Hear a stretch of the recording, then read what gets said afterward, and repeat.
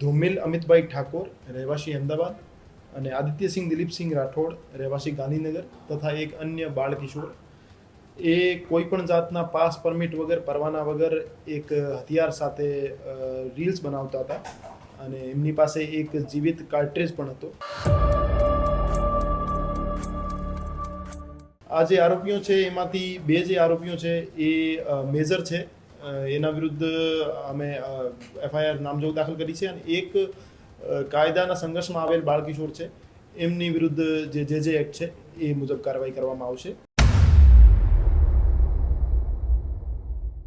આરોપીઓ છે એમની પાસેથી એક ફોર્ડ મસ્ટેંગ કાર પણ બરામદ કરવામાં આવેલ છે જે આદિત્ય દિલીપભાઈ રાઠોડના મદરના નામે રજિસ્ટર્ડ છે અને જે હથિયાર પરવાનો છે એ નિલેશભાઈ વલ્લભભાઈ હિરાણી નામના વ્યક્તિના નામે પરવાનો એનો હથિયારનો છે. આજકાલના યુવા પેઢીને હું અપીલ કરવા માંગુ છું કે એ ખોટા સોશિયલ મીડિયા ઉપર પોપ્યુલર થવાના ચક્કરમાં, રીલ્સ બનાવવાના ચક્કરમાં કોઈ પણ કાયદા વિરુદ્ધ જઈ એવો કોઈ કૃત્ય ના કરે જેનાથી એનો કરિયર બગડે અથવા એને જેલના સળિયા ગળવા પડે. કિશોર લંગડાનો પુત્ર આદિત્ય રાઠોડ કે જેઓ રાજકોટ એસઓજીના હાથે ઝડપાયો છે. રાજકોટના ન્યારી ડેમ નજીકથી રિવોલ્વર સાથે બે યુવાનો જે છે તે ઝડપાયા હતા. GJ1KW007 નંબરની મસ્ટેંગ કારમાંથી હથિયાર મળી આવ્યું હતું. આદિત્ય રાઠોડ, તેમનો મિત્ર ધ્રુમિલ ઠાકોર અને એક સગીર જે છે તેની ધરપકડ કરવામાં આવી. ત્યારે જ ન્યૂઝરૂમ ગુજરાતની યુટ્યુબ ચેનલને સબસ્ક્રાઇબ કરો અને ઇન્સ્ટાગ્રામ અને ફેસબુક પર ફોલો કરો.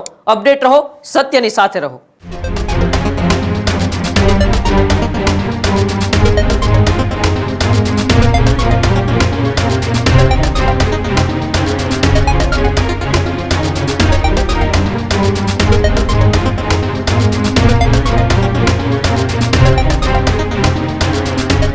રાજકોટની અંદર ગઈકાલે કરોડો રૂપિયાની સ્પોર્ટ્સ કારમાંથી હથિયાર મળી આવ્યું હતું. જ્યાં રાજકોટના ન્યારી ડેમ નજીકથી રિવોલ્વર સાથે બે યુવાનો જે છે તે ઝડપાયા હતા અને સાથે જ વાત કરવામાં આવે તો GJ1KW007 નંબરની મસ્ટેંગ કારમાંથી હથિયાર મળી આવ્યું હતું. કિશોર લંગડાનો પુત્ર આદિત્ય રાઠોડ કે જેઓ રાજકોટ એસઓજીના હાથે ઝડપાયો છે. તો બીજી તરફ જો વાત કરવામાં આવે તો જે કિશોર લંગડાનો પુત્ર છે એમના પર અગાઉ પણ પોલીસ ફરિયાદ દાખલ થઈ હતી. સાથે જ વાત કરવામાં આવે તો ન્યારી ડેમ રોડ પરથી ગેરકાયદેસર હથિયાર સાથે ધરપકડ છે તેમની કરવામાં આવી છે. આ તરફ આદિત્ય રાઠોડ, તેમનો મિત્ર ધ્રુમિલ ઠાકોર અને એક સગીર જે છે તેની ધરપકડ કરવામાં આવી. યુવાનો રિવોલ્વર સાથે ફોટા પાડી અને રીલ્સ બનાવી રહ્યા હતા ત્યારે ચોક્કસ બાતમીના આધારે રાજકોટ એસઓજીએ કાર્યવાહી હાથ ધરી. સ્થળ પરથી એક રિવોલ્વર અને લક્ઝરીસ જીટી મસ્ટેંગ કાર કબજે કરવામાં આવી. રાજકોટ એસઓજીએ કુલ 83.65 લાખનો મુદ્દામાલ જપ્ત કર્યો હતો જ્યારે તપાસમાં હથિયાર સગીર આરોપીના સંબંધીનું હોવાનું ખુલ્યું હતું. આદિત્ય રાઠોડ અમદાવાદ અને ગાંધીનગરમાં અગાઉ પણ ચર્ચામાં રહ્યો છે કારણ કે તાજેતરમાં જે કોલેજ બહાર તોડફોડ થઈ હતી, તે મારામારી પણ થઈ હતી, તે કેસમાં પણ તેની ધરપકડ થઈ હતી. જ્યારે પોલીસ રેકોર્ડ મુજબ તેમના વિરુદ્ધ અત્યાર સુધીમાં કુલ 4 જેટલા ગુનાઓ નોંધવામાં આવેલા છે.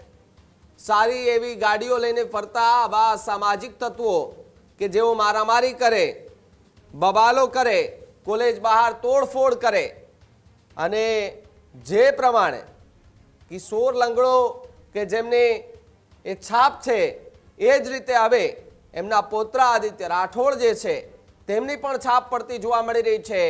રોલા સોટા જગ્યાઓ અલગ છે પરંતુ કાર્યવાહી એક થતી જોવા મળી રહી છે. ત્યારે રાજકોટમાં પણ જે સ્પેશિયલ ઓપરેશન ગ્રુપ રાજકોટ છે, એસઓજીનું જે ગ્રુપ છે, એની અંદર એ બાતમી મળે છે કે કિશોર લંગડાનો જે પૌત્ર છે કે જામીન ઉપર છૂટ્યો અને ત્યારબાદ રાજકોટ ન્યારી ડેમ નજીક આવ્યો, ત્યાં એક ગન સાથે એટલે કે રિવોલ્વર સાથે ફોટા પાડી રહ્યો છે અને રીલ્સ બનાવી રહ્યો છે. અચાનક જ ત્યાં એસઓજીની ટીમ ત્યાં ત્રાટકે છે. જીટી મસ્ટેંગ, લાખો રૂપિયાની ગાડી, રિવોલ્વર સહિત 3 જેટલા લોકોની ધરપકડ કરીને હાલ તો તેમની પૂછપરછ શરૂ કરવામાં આવે છે. ગઈકાલે રાજકોટ શહેર એસઓજીની ટીમ પેટ્રોલિંગમાં હતી. તે દરમિયાન રાજકોટ ન્યારી ડેમ મેન રોડની બાજુમાં જાહેરમાં ધુમિલ અમિતભાઈ ઠાકોર રહેવાસી અમદાવાદ અને આદિત્યસિંહ દિલીપસિંહ રાઠોડ રહેવાસી ગાંધીનગર તથા એક અન્ય બાળ કિશોર એ કોઈ પણ જાતના પાસ પરમિટ વગર પરવાના વગર એક હથિયાર સાથે રીલ્સ બનાવતા હતા અને એમની પાસે એક જીવિત કાર્ટ્રેજ પણ હતો. તો એ બાબતે રાજકોટ શહેર એસઓજી દ્વારા ડીસીબી પોલીસ સ્ટેશનમાં આ ત્રણેય આરોપીઓ વિરુદ્ધ એક ગુનો દાખલ કરાવવામાં આવેલ છે. એ ગુનો આર્મ્સ એક્ટની કલમ 25(1)(BA) 29 અને જીપી એક્ટની કલમ 135 અને બીએનએસની કલમ 223 મુજબ દાખલ કરવામાં આવેલ છે. આ જે આરોપીઓ છે એમાંથી બે જે આરોપીઓ છે એ મેજર છે, એના વિરુદ્ધ અમે એફઆઈઆર નામજોગ દાખલ કરી છે અને એક કાયદાના સંઘર્ષમાં આવેલ બાળકિશોર છે એમની વિરુદ્ધ જે એક્ટ છે એ મુજબ કાર્યવાહી કરવામાં આવશે. આ જે આરોપી ધ્રુમિલ અમિતભાઈ ઠાકોર છે એ બીકોમ સેકન્ડ યરનો સ્ટુડન્ટ છે અને 20 વર્ષની એની એજ છે. અને બીજો જે આરોપી છે આદિત્ય દિલીપભાઈ રાઠોડ, એની એજ જે છે 18 વર્ષ છે. એ ધોરણ 12માં ભણે છે અને 3-4 વખતથી ધોરણ 12માં જ છે ફેલ થવાના કારણે. એના વિરુદ્ધ 4 ગુના દાખલ થયેલા છે ઓનલાઈન ડેટાબેઝ પ્રમાણે, જેમાં એક ફેટલનો, એક કલ્પેબલ હોમિસાઇડ નોટ અમાઉન્ટિંગ ટુ મર્ડરનો, એક અટેમ્પ્ટ ટુ મર્ડરનો અને એક મારામારી વિથ રાયોટિંગનો ગુનો દાખલ થયેલો છે. એ અમદાવાદમાં ગુનાહિત ઇતિહાસ ધરાવતા કિશોરભાઈ લંગડાના પૌત્ર છે. અને એ જે આરોપીઓ છે એમની પાસેથી એક ફોર્ડ મસ્ટેંગ કાર પણ બરામદ કરવામાં આવેલ છે, જે આદિત્ય દિલીપભાઈ રાઠોડના મધરના નામે રજિસ્ટર્ડ છે.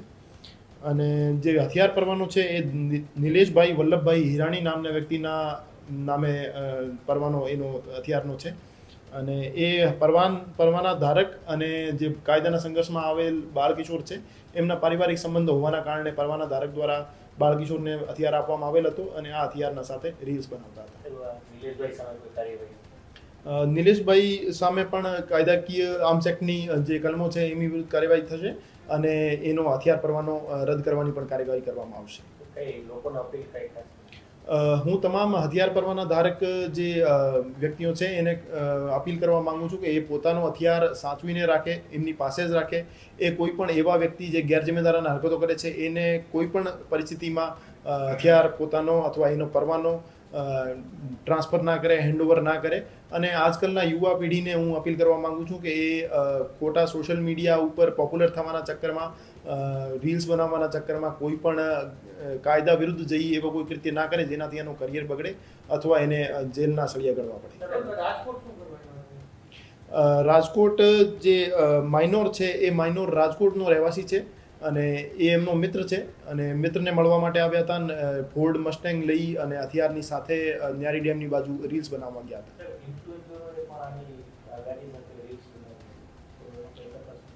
હા, તપાસ દરમિયાન અમે જે ગાડીની રીલ્સ છે એમાં કોઈ એમવી એક્ટની જોગવાઈઓનો અથવા અન્ય કોઈ કાયદાકીય જોગવાઈનો ભંગ થતો હશે તો એની પણ અમે તપાસ હાથ ધરીશું અને કાર્યવાહી કરીશું. હજુ સુધી તમે અમારી ચેનલને સબસ્ક્રાઇબ નથી કરી તો અત્યારે જ ન્યૂઝરૂમ ગુજરાતને સબસ્ક્રાઇબ કરો, ફેસબુક અને ઇન્સ્ટાગ્રામ પર ફોલો કરો.